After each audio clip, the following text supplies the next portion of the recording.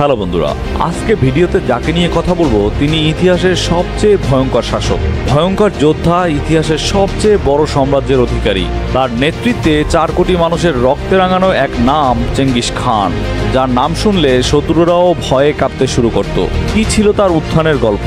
এক জীবনে কিভাবে তিনি জয় করেছিলেন পৃথিবীর 1/3 কেনই বা তিনি লক্ষাধিক মুসলমানকে হত্যা করেছিলেন, আর কি রহস্য লুকিয়ে আছে তার মৃত্যুর পিছনে?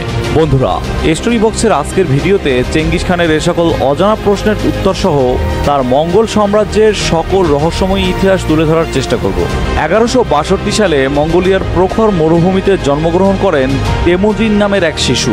তার পিতা ইয়েসুগে ছিল একটি ছোট গোত্রের নেতা, কিন্তু শত্রুরা তাকে বিষ খাইয়ে হত্যা করে। মাত্র 9 বছর বয়সে অনাথ হয়ে যান তেমুজিন। শত্রু গোত্র তাকে বন্দী করেছিলেন। এরপর থেকেই শুরু হয় তার সংগ্রামের জীবন, কিন্তু সেখান থেকে তিনি কোনো রকম পালিয়ে বাঁচেন। এরপর ধীরে ধীরে গোত্রের মানুষদের একত্রিত করে তিনি গড়ে তোলেন এক অদম্য বাহিনী। 1206 সালে বিচ্ছিন্ন থাকা সকল মঙ্গল গোত্রগুলিকে একত্রিত করতে সক্ষম হন তেমুজিন। এরপর তিনি নিজেকে ঘোষণা করেন চেঙ্গিস খান নামে, যার অর্থ বিশ্বজয়ী নেতা। এভাবেই শুরু হয় মঙ্গল সাম্রাজ্যের উত্থান। চেঙ্গিস খান তৈরি করেছিলেন অপ্রতিরোধ্য আরোহী বাহিনী, যা পৃথিবীর প্রথম গোপন গোয়েন্দা বাহিনী। তার সেনারা ছিল ভয়ঙ্কর, অনুগত ও অতি দ্রুতগামী। তারা পুরো শহর ধ্বংস করে ফেলত যারা ঝড়ের গতিতে আক্রমণ করত। তার কৌশল ছিল সহজ: আত্মসমর্পণ করো, না হলে মরো। তিনি শৃঙ্খলা ও শাস্তির জন্য কঠোর আইন তৈরি করেছিলেন, যার নাম ছিল ইয়াসা। চেঙ্গিস খানের নেতৃত্বে মঙ্গলরা দখল করে চীন, মধ্য এশিয়া, ইরান, ইরাক, রাশিয়া, ইউরোপের একাংশ, অর্থাৎ যা ছিল পৃথিবীর 1/3-এরও বেশি। তৎকালীন মুসলিম খিলাফতের সাথে তার সম্পর্ক শুরুতে শান্তিপূর্ণ ছিল। 1219 সালে এক মঙ্গল বণিক দলকে হত্যা করে খোয়ারিজমীয় সাম্রাজ্য। চেঙ্গিস খানের প্রতিশোধ নিতে শুরু করেন ভয়াবহ ধ্বংসলীলা। নিশাপুর, সামারকন্দ, বুখারা সব শহর মুছে যায় তার রোষে। একমাত্র বুখারা শহরই প্রায় 7 লাখ মানুষ হত্যা করা হয়েছিল। চেঙ্গিস খানের আদেশে আনুমানিক 4 কোটিরও বেশি মানুষকে হত্যা করা হয়েছিল।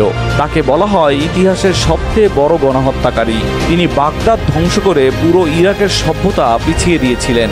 তবে চেঙ্গিস খান কেবল ধর্ম নয়, ক্ষমতা ও প্রতিশোধের ভিত্তিতে যুদ্ধ করতেন। তার বাহিনী যে শহর দখল করত, সেখানকার নারীরা হতো ধর্ষণ ও দাসত্বর শিকার। ইতিহাসের পাতায় চেঙ্গিস খানের বহু স্ত্রীর কথা উল্লেখ আছে, তবে তার বহু স্ত্রী ও উপপত্নী থাকলেও পোর্তে নামে এক নারী ছিল তার প্রধান স্ত্রী। ধারণা করা হয় চেঙ্গিস খানের নিজ সন্তানের সংখ্যা 1000 ছাড়িয়ে গেছে। বর্তমানে পুরো পৃথিবীর প্রায় 1.5 কোটিরও বেশি মানুষের ডিএনএতে চেঙ্গিস খানের জিন পাওয়া যায়। হাজারো সন্তান থাকলেও তার মৃত্যুর পর ওগেদাই খান মঙ্গোলিয়ার পরবর্তী শাসক হন। চেঙ্গিস খান রাজনীতিতে ব্যাপক চালাক ছিলেন। তিনি শত্রুদের সঙ্গে শান্তি চুক্তি করতেন, প্রয়োজনে বিশ্বাসঘাতকতাও করতেন। চেঙ্গিস খানই পৃথিবীতে প্রথম পাসপোর্ট সিস্টেম চালু করেন।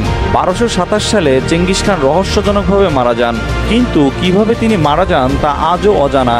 কেউ বলে ঘোড়া থেকে পড়ে মারা যান, আবার কেউ বলেন এক রাজকন্যা তাকে প্রেমের ফাঁদে ফেলে বিষ পান করিয়ে হত্যা করেন। তার কবর গোপন রাখতে 1000 সৈন্যকে হত্যা করা হয়। মঙ্গলরা তাকে এমনভাবে কবর দেয় যে কবরের জায়গাটি চিরকাল গোপন থাকে।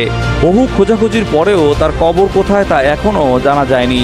পৃথিবীর বুকে চেঙ্গিস খান ঘৃণিত ও ভয়ঙ্কর শাসক হলেও মঙ্গোলিয়াদের কাছে আজও তিনি জাতীয় নায়ক। তাদের বিমানবন্দর, রাস্তাঘাট, মুদ্রায় তার নাম দেখা যায়। তিনি শুধু এক যোদ্ধা নয়, এক যুগান্তকারী চরিত্র, যার হাত ধরেই ইতিহাসের সবচেয়ে বড় সাম্রাজ্যের জন্ম হয়েছিল। তার সাম্রাজ্য ছিল পৃথিবীর 30% জুড়ে। চেঙ্গিস খান ছিলেন একদিকে নির্মম খুনি, অন্যদিকে অসাধারণ সেনাপতি। তার জীবন ইতিহাসের এমন এক অধ্যায় যেখানে গৌরব, বর্বরতা, বুদ্ধিমত্তা আর রহস্য সব একসাথে মিশে আছে। বন্ধুরা, এই ছিল পৃথিবীর সবচেয়ে ভয়ঙ্কর সম্রাট চেঙ্গিস খানের অজানা রহস্য। আপনার মতে চেঙ্গিস খান নায়ক নাকি খলনায়ক তা কমেন্টে জানাতে ভুলবেন না, এবং ভিডিওটি ভালো লেগে থাকলে লাইক, শেয়ার এবং সাবস্ক্রাইব করে স্টোরি বক্সের পাশেই থাকুন।